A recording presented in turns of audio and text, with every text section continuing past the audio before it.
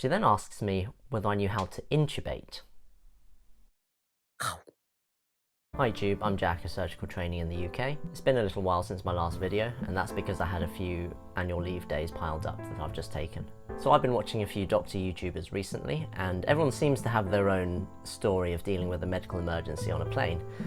Well, it turns out I have my own story as well. This was from a few years back, before COVID, and I have kept the information to a minimum in order to protect the identities of those involved. So I'm sitting alone on a flight from China to the UK, watching Disney's Inside Out and sipping on a diet ginger ale, when the screen pauses and I hear a service announcement go off. If there is a doctor on board the plane, please could they make themselves known to cabin crew? So I stop and think to myself, I'm only a fourth year medical student, I've just started my clinical rotations and have very little real experience of being a doctor. The risk is that I could end up doing more harm than good than trying to act up. Also, we're on a plane full of Asians, there must be a doctor somewhere on board. 5 minutes later, however, the service announcement went off again. If there is a doctor on board the plane, please could they make themselves known to cabin crew? So now I decide I should try and offer whatever limited medical help I can, and I make my way sheepishly up the plane. I eventually find a member of cabin crew and I offer my help as a fourth year medical student. The first thing she asks me is, do you know how to do CPR, or cardiopulmonary resuscitation? I say that I learnt basic life support during medical school, so I did know how to do that if it came to that. She then asks me whether I knew how to intubate.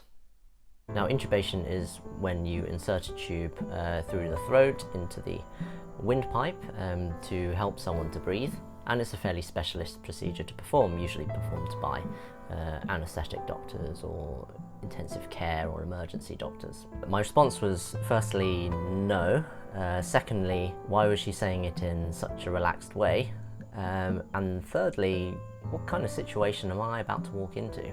Anyway, so now my heart's really racing as I walk up to the next section of the plane where this medical emergency is happening. I then reach out and pull the curtain across. In front of me I reveal a small crowd of people standing around someone, and this person is pacing around quite anxious and trying to get away from another passenger trying to feel his pulse. In the end it turned out that he'd just taken a mild overdose of some of his medications that he was very used to, and it turns out the man chasing him was a Chinese traditional medicine doctor.